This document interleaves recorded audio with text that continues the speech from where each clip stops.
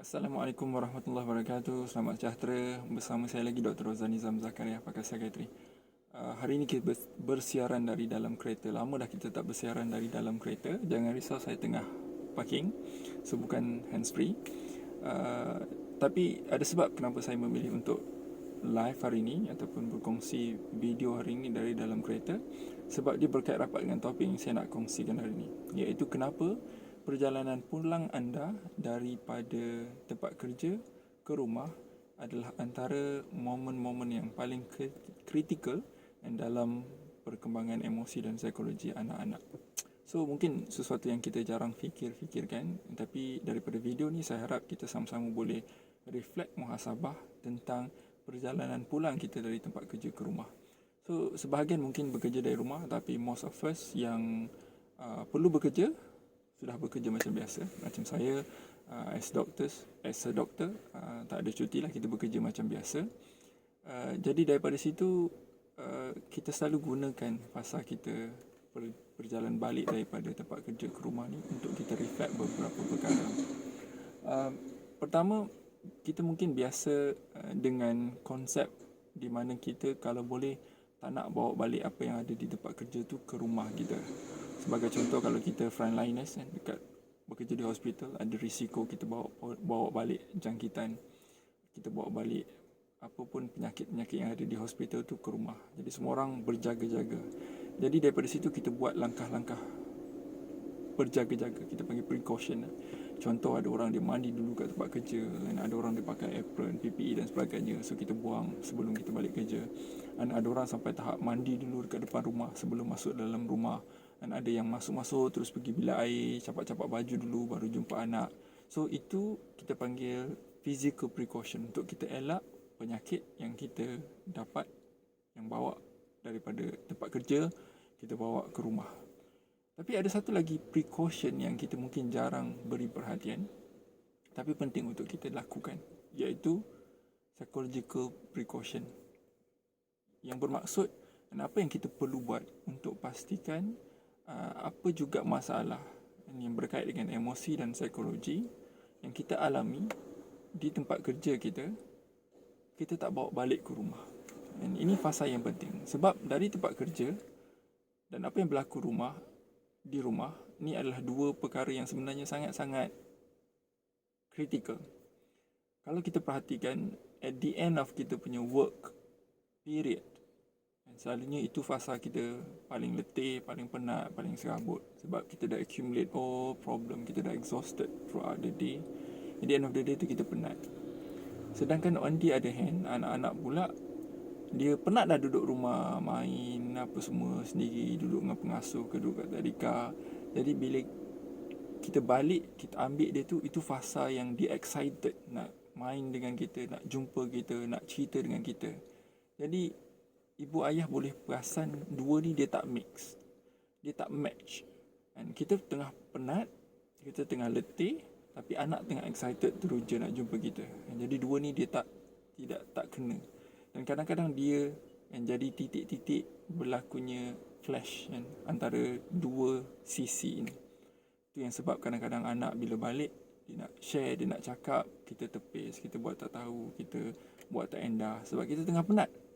Dan jadi ini benda-benda yang kadang-kadang tu kita tak perhatikan, kita tak perasan. Yang kedua, antara tempat kerja dan rumah juga jadi satu titik yang kadang-kadang hilang sempadan antara dua ni. Kita dekat tempat kerja, kita stres, tertekan, kita ada masalah, kita ada problem.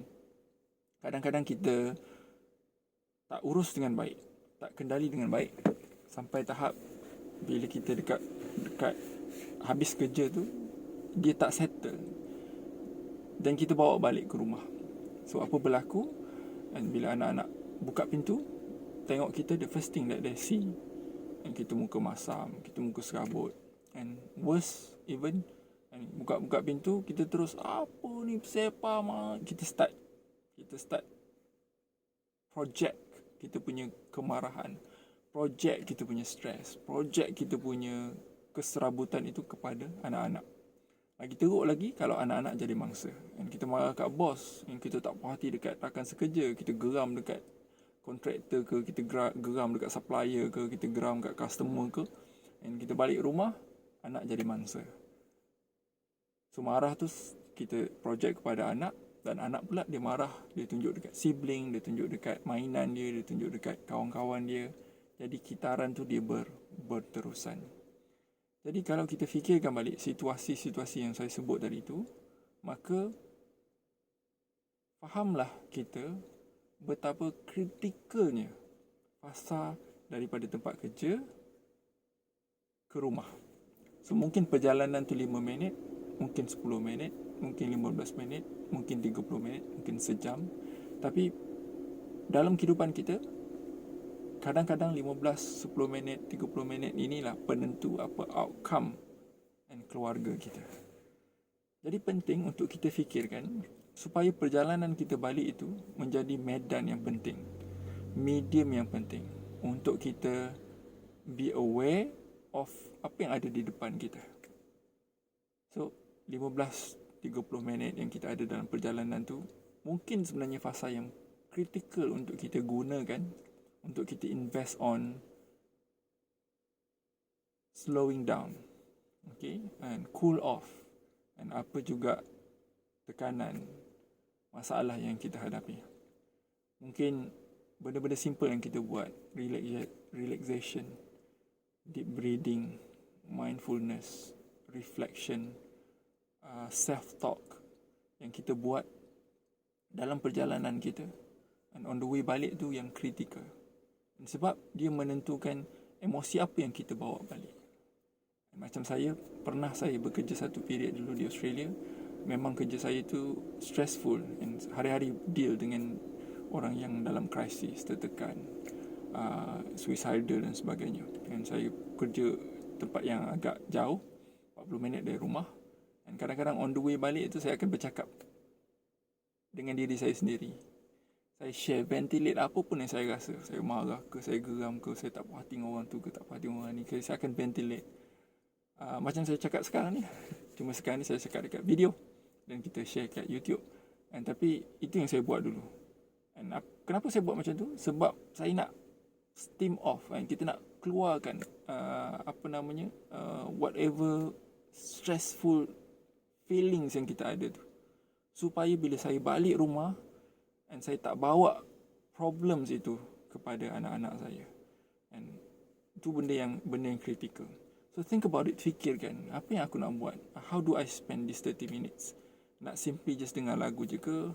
Nak dengar ceramah ke? Nak reflect ke? Nak muhasabah ke? Nak be mindful ke? Nak do anything untuk help us to relax ke? Nak call somebody. Kadang-kadang saya kalau tiba masa kerja sama dengan wife ke, kadang waktu tu kita berbual dengan isteri and cakap apa problem, masalah apa, share dengan tempat kerja sebagainya, supaya kita release. So whatever that works, point saya adalah gunakan perjalanan pulang anda itu sebagai antara tempat untuk anda release anda punya tension, tekanan yang ada. Itu yang pertama.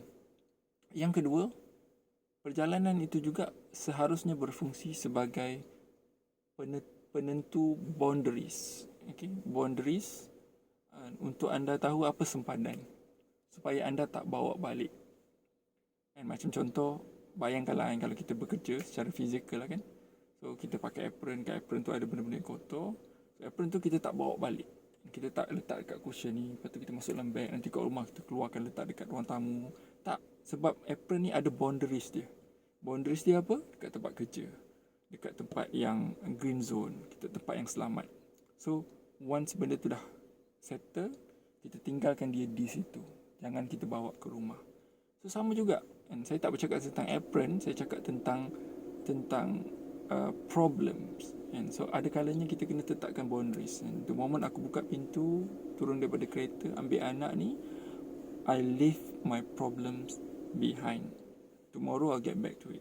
And I don't want to bring my problems to my children because they're not worth it. And tak bermakna.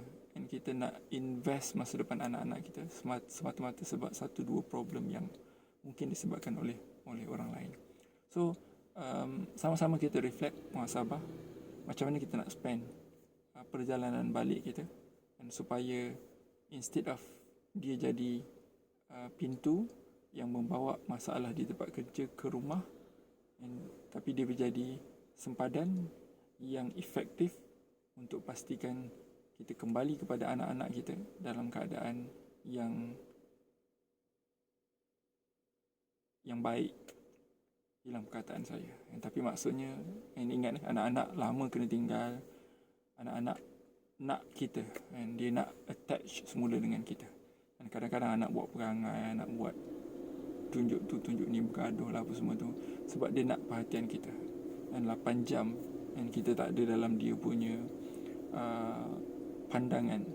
Dan so, bila kita ada, kita pula duk sibuk tengok telefon, duk sibuk cakap pasal kerja, duk sibuk pasal fikir pasal masalah, dan kita jauhkan diri kita daripada mereka, tak main sama dengan mereka. So it's not worth it. Dan apapun kerja kita dalam dunia ni, takkan ada kerja yang lebih bernilai daripada masa depan anak-anak kita. Jom kita fikir-fikirkan. Allahu a'lam. Mudah-mudahan anda semua boleh reflect kembali dalam kehidupan anda. Assalamualaikum warahmatullahi wabarakatuh.